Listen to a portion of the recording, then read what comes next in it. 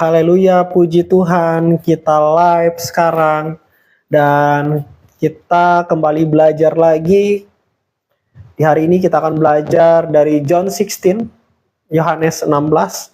Jadi kita sudah belajar Alkitab bareng ya, dari Yohanes pasal yang pertama sampai dengan pasal yang ke-15. Dan hari ini kita akan belajar bersama-sama kitab Yohanes pasal yang ke-16. For your information, di sini kita belajar Alkitab bersama-sama sesuai dengan tuntunan Tuhan, dan nanti recordingnya akan ditayangkan di YouTube Andre Thomas TV.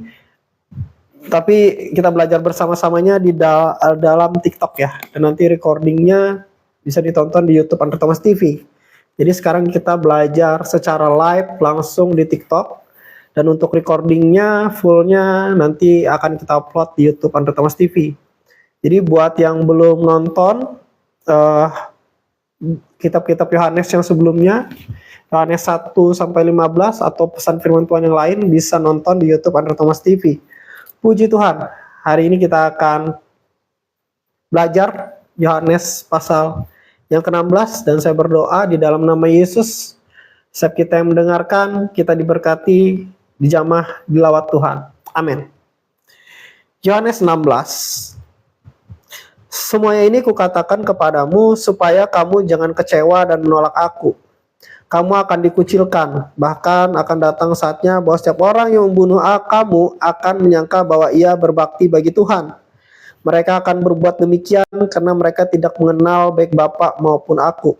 Tetapi semuanya ini kukatakan kepadamu supaya apabila datang saatnya kamu ingat bahwa aku telah mengatakannya kepadamu. So, di sini Tuhan Yesus, ini kelanjutan dari yang sebelumnya ya, Yohanes 15. Tuhan Yesus bilang, kalau kamu ikut Yesus, Tuhan Yesus saja dibenci oleh dunia ini, kamu juga akan dibenci oleh dunia ini.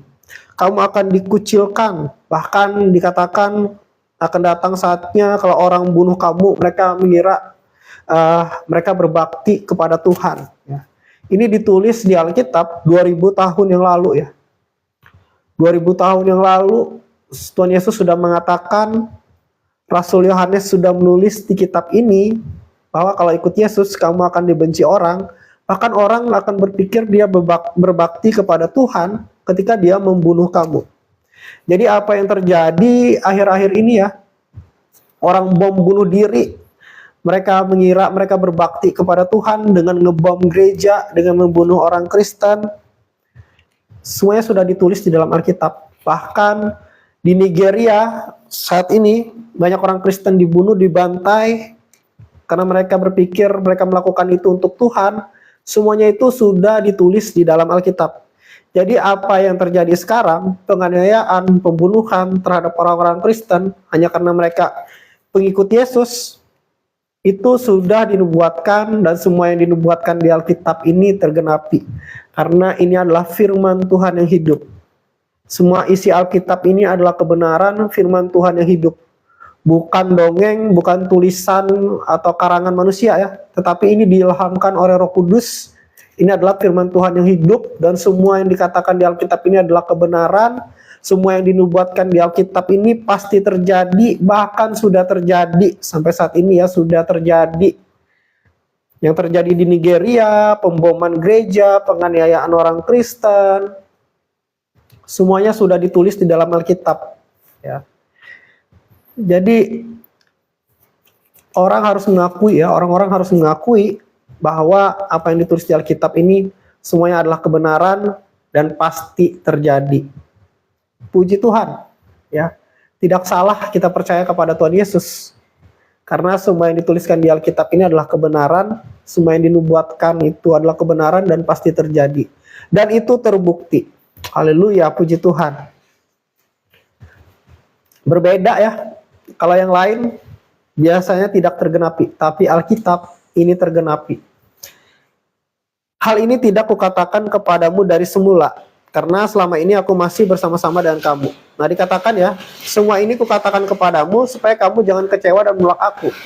Jadi Tuhan Yesus sudah kasih tahu terlebih dahulu, kalau kita ikut Dia, kita harus siap dibenci, kita harus siap dikucilkan, bahkan kita harus siap kalau orang membunuh kita atau kita kehilangan nyawa oleh karena nama Yesus.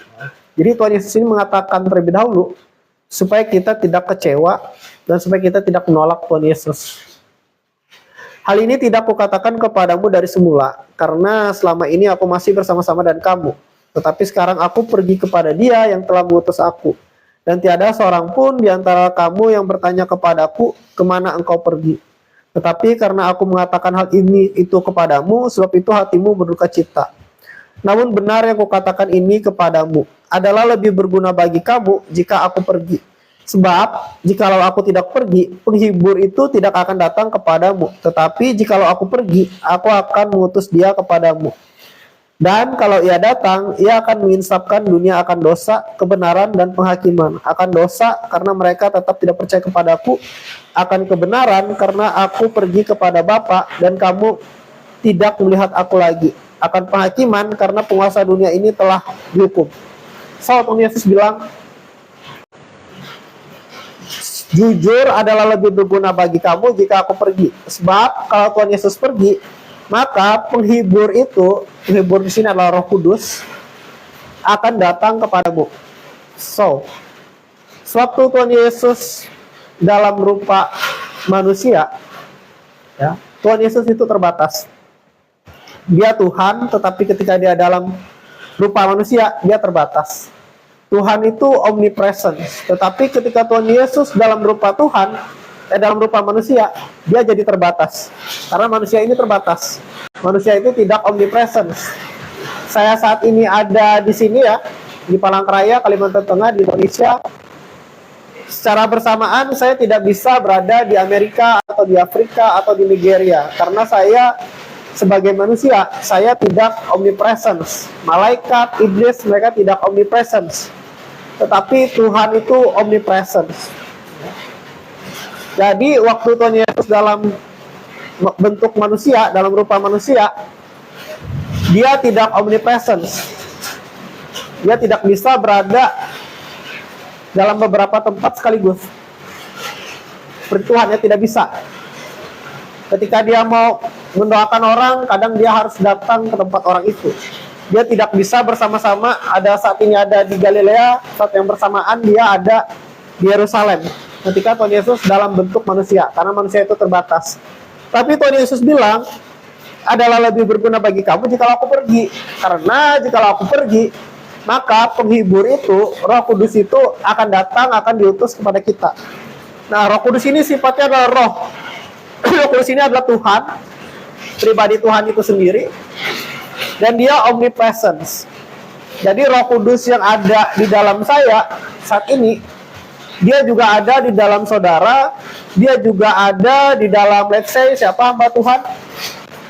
Mungkin pendeta siapa gitu ya, hamba Tuhan. Anggaplah siapa ya hamba Tuhan yang terkenal ya. Ya, intinya seperti itu. Dia bisa berada di antara berbanyak macam orang dalam sekaligus, karena bentuknya omnipresence.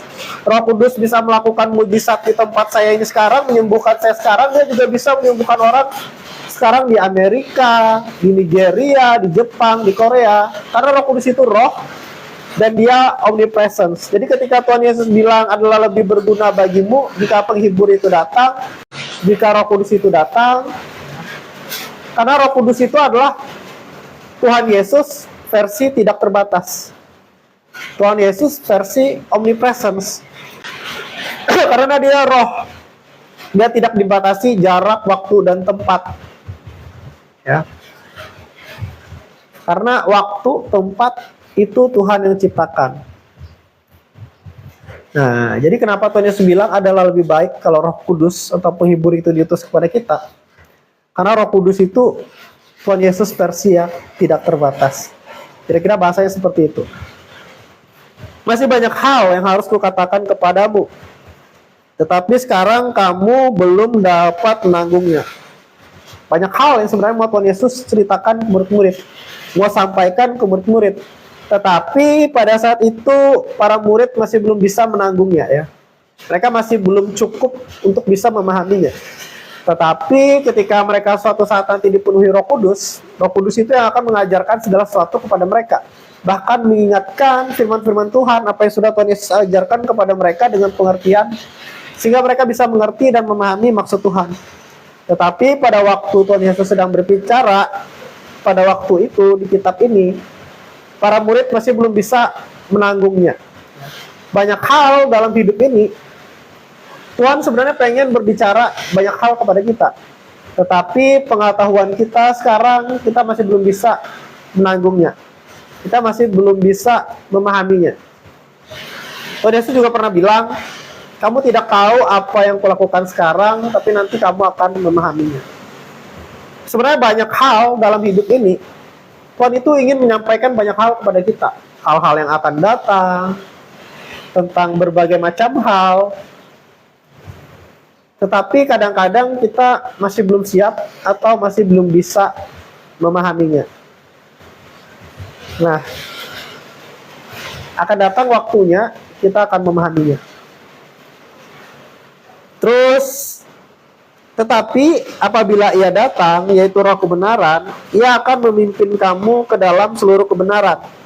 Sebab ia tidak akan berkata-kata dari dirinya sendiri, tetapi segala sesuatu yang didengarnya, itulah yang akan dikatakannya, dan ia akan memberitakan kepadamu hal-hal yang akan datang.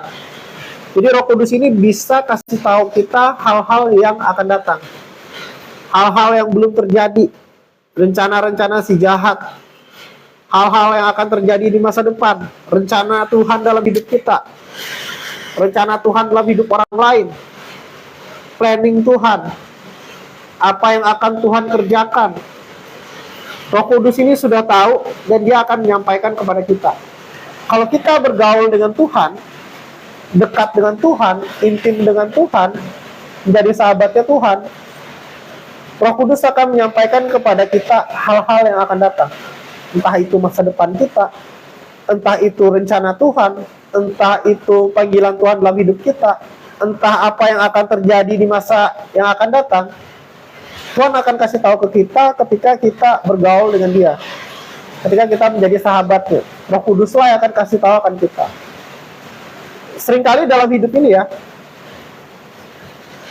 saya pribadi ya, banyak hal yang saya dapat dari Tuhan. Dulu itu susah saya mengerti, saya seperti dikasih tahu tentang apa yang akan terjadi gitu ya dalam hidup saya. Meskipun saya kadang agak susah membedakan yang mana suara Tuhan, yang mana pikiran saya gitu ya. Tetapi ketika saya lihat itu benar-benar terjadi dalam hidup saya, di situ saya tahu bahwa itu Tuhan sedang memberitahukan sesuatu yang akan datang kepada saya. Dan itu sering terjadi gitu ya. Entah dalam pelayanan, panggilan, entah dalam pekerjaan. Seringkali Tuhan cerita kepada kita. Ketika kita bergaul dengan Tuhan ya. Ketika Roh Kudus memimpin kita. Karena Roh Kudus ini akan memberitahukan kepada kita hal-hal yang akan datang. Makanya ada hamba-hamba Tuhan dengan karunia profetik ya. Mereka bisa tahu masa lalu kita padahal kita baru kenal. Mereka bisa tahu masalah kita padahal baru kenal. Mereka bisa menubuatkan hal-hal yang akan datang tentang kita. Ya. Dan itu terjadi. Itu adalah Roh Kudus yang berbicara melalui dia. Karena Roh Kudus bisa menyampaikan hal-hal yang akan datang. Jadi hal-hal yang profetik itu benar-benar dan real. Irawan, hai Om, hai. Irawan, hai. So, ketika kamu bergaul dengan Tuhan, Tuhan akan menyampaikan hal-hal yang akan datang kepada kamu. Saya pernah bergumul, berdoa gitu ya. Terus Tuhan sampaikan sesuatu pada saya di dalam hati dan ternyata itu benar-benar terjadi dalam hidup saya. Ya. Jadi Tuhan bisa berbicara kepada kita, bahkan menyampaikan rahasia-rahasia, bahkan hal-hal yang akan datang kepada kita.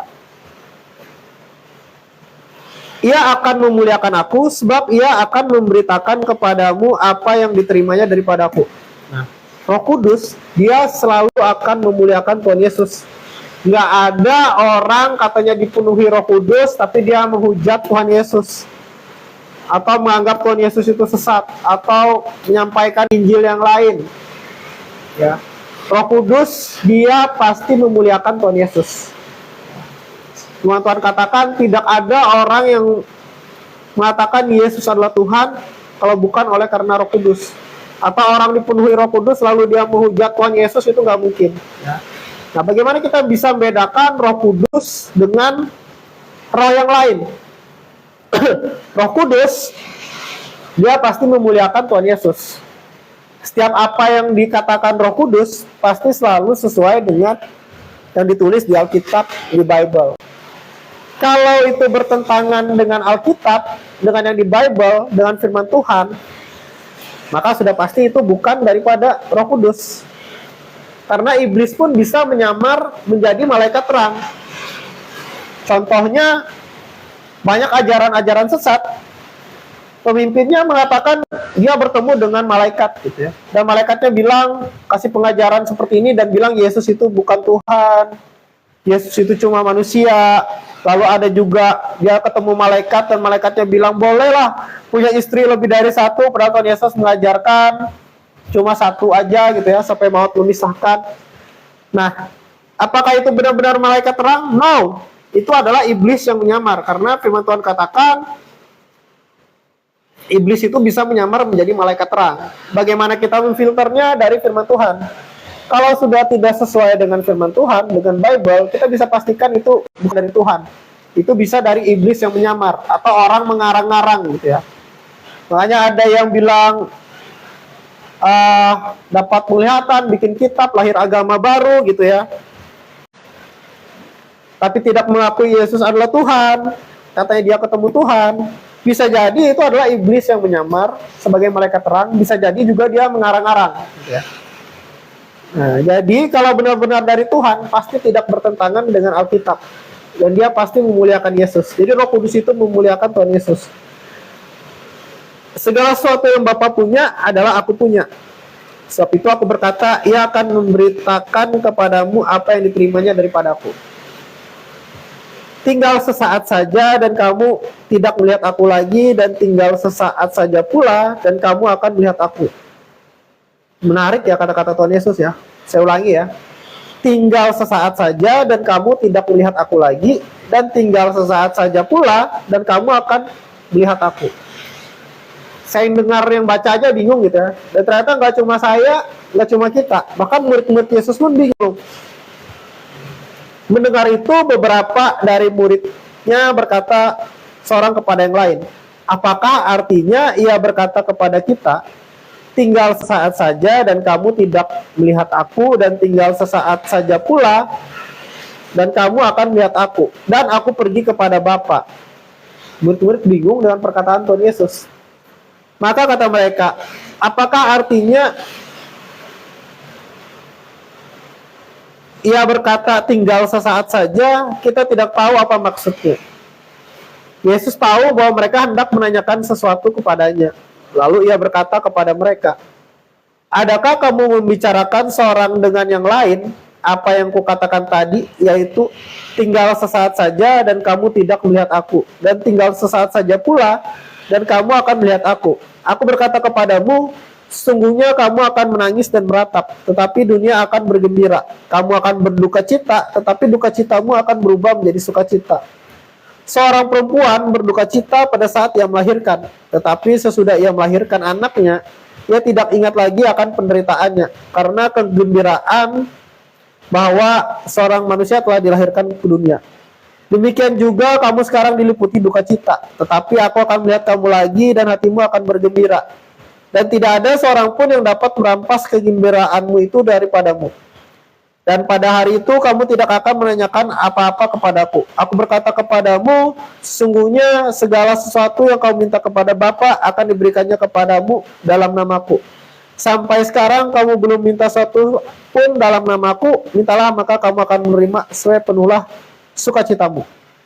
So, Tuhan Yesus bilang, tinggal sesaat saja dan kamu tidak melihat aku lagi, tinggal sesaat saja pula dan kamu akan melihat aku. Tuhan Yesus sedang berbicara kepada dirinya sendiri. Jadi kata-kata Tuhan Yesus ini, kata-kata saat-saat ya, sebelum Tuhan Yesus ditangkap dan dia akan disiksa, disalibkan gitu ya, dibunuh, digantung di atas kayu salib. Jadi murid-murid akan berduka. Makanya Tuhan Yesus bilang tinggal sesaat saja dan kamu tidak melihat aku lagi. Karena Tuhan Yesus akan disalibkan dan mati. Tapi Tuhan Yesus bilang, dan tinggal sesaat saja pula dan kamu akan melihat aku. Tuhan Yesus akan mati ya. Nggak lama lagi pada waktu itu, pada masa itu ketika Tuhan Yesus ngomong ini ke murid-murid, nggak lama lagi ya, dia akan mati, ditangkap, disalibkan dan mati, dan murid-murid akan berduka cita. Mereka nggak akan melihat Tuhan Yesus karena Tuhan Yesus mati, dikuburkan. Tetapi Tuhan Yesus bilang, tinggal saat juga kamu akan melihat aku lagi.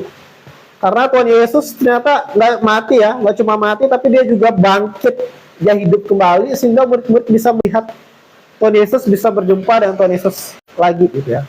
Nah, jadi ini yang dimaksud Tuhan Yesus. Tinggal sesaat saja dan kamu tidak melihat aku lagi, dan tinggal sesaat saja pula dan kamu akan melihat aku. Semuanya ini kukatakan kepadamu dengan kiasan. Jadi Tuhan Yesus mengatakan sesuatu itu dengan kiasan waktu itu. Dia tidak berterus terang kepada murid-murid. Karena Tuhan Yesus tahu, ya seperti di ayat sebelumnya, mereka masih belum bisa menanggungnya. Mereka masih belum bisa memahami maksudnya gitu ya. Jadi Tuhan Yesus memberikan kiasan kepada mereka. Tapi ketika mereka segala sesuatu yang sudah terjadi, baru nanti mereka sadar, oh ternyata ini yang dimaksudkan Tuhan Yesus. Semuanya itu kukatakan kepadamu dengan kiasan. Akan tiba saatnya aku tidak lagi berkata-kata kepadamu dengan kiasan, tetapi terus terang memberitakan Bapa kepadamu. So kadang-kadang Tuhan itu memberikan sesuatu kepada kita itu kiasan, atau sesuatu yang nggak begitu detail, tapi kita bisa menangkap maksudnya. Seperti saya dalam hidup saya banyak mendapatkan nubuatan dari hamba-hamba Tuhan. Nubuatannya itu tentang nggak usah takut akan hidupmu, masa depanmu, Tuhan punya penentuan dalam hidupmu, kamu akan dapat promosi dari Tuhan, dan berbagai macam gitu ya. Tuhan tidak cerita detail gitu ya, apa gitu ya yang akan terjadi dalam hidup saya. Seperti Tuhan Yesus dan murid-muridnya ini ya. Karena mungkin saat ini kita masih belum bisa menanggungnya atau memahaminya. Atau karena ada alasan-alasan yang lain daripada Tuhan.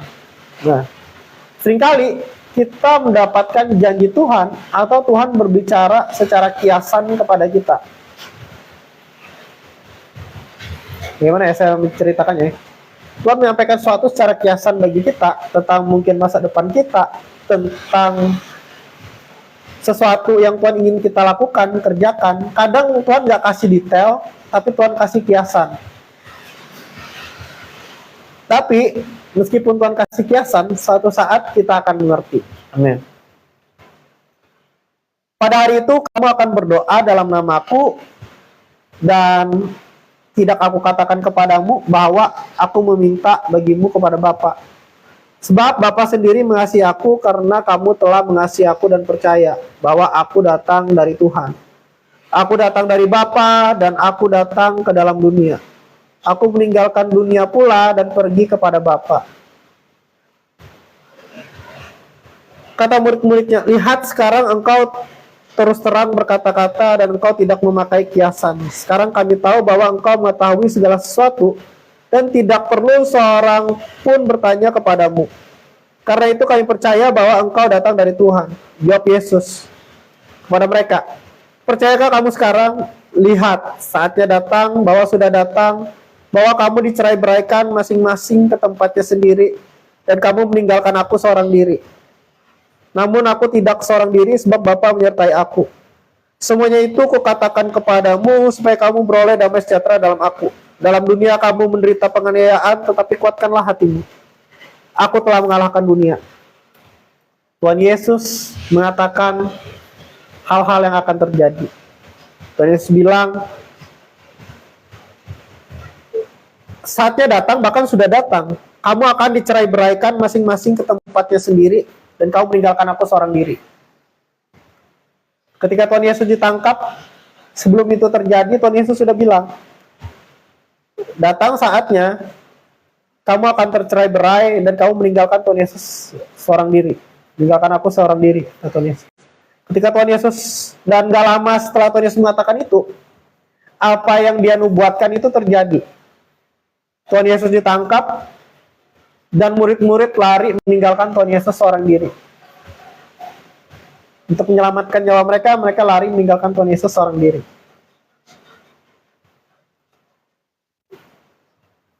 Lalu juga, tapi Tuhan Yesus bilang, dia nggak sendiri, karena Bapa menyertai dia. Meskipun secara fisik tidak kelihatan Bapa menyertai dia, tapi Tuhan Yesus tahu bahwa Bapa menyertai dia. Dan Tuhan Yesus juga bilang kepada murid-muridnya, dalam dunia kamu menderita penganiayaan, tetapi kuatkanlah hatimu, aku telah mengalahkan dunia. Kita tahu ya, 12 rasul, hampir semuanya itu, hampir 100% itu, menurut tradisi gereja, sejarah gereja dicatat, mereka martir. 12 murid Yesus itu, 11-nya itu martir, dan mereka semuanya mengalami yang namanya penganiayaan. Meskipun Yohanes yang menulis kitab ini, dia tidak martir. Karena tidak diizinkan Tuhan gitu ya. Jadi ada orang yang memang dipanggil Tuhan untuk hidupnya itu martir. Tapi ada juga yang tidak Tuhan izinkan untuk martir gitu ya. Karena Tuhan punya panggilan masing-masing kepada setiap orang. Punya favor masing-masing kepada setiap orang. Mereka itu akan mengalami penganiayaan. Dan terjadi, katakan, kuatkanlah hatimu, aku mengalahkan dunia. Kalau saat ini kita lihat ya, orang-orang Kristen di Nigeria dibunuh, dibantai, gereja dibom, izin gereja susah, sudah ada izin aja bisa dibubarin, dihancurin ketika orang sedang beribadah. Di Nigeria orang-orang Kristen dibantai, dibunuh, diculik, dianiaya. Seakan-akan kita kalah gitu ya. Seakan-akan kalah gitu ya. Murid-murid martir seakan-akan kalah. Tapi Tuhan Yesus bilang, kita baca lagi ya. Dalam dunia ini kamu menderita penganiayaan, tetapi kuatkanlah hatimu. Kuatkanlah hatimu. Aku telah mengalahkan dunia. Meskipun kelihatannya kalah, tapi sadarilah Tuhan Yesus sudah mengalahkan dunia. Amin. Tuhan Yesus memberkati.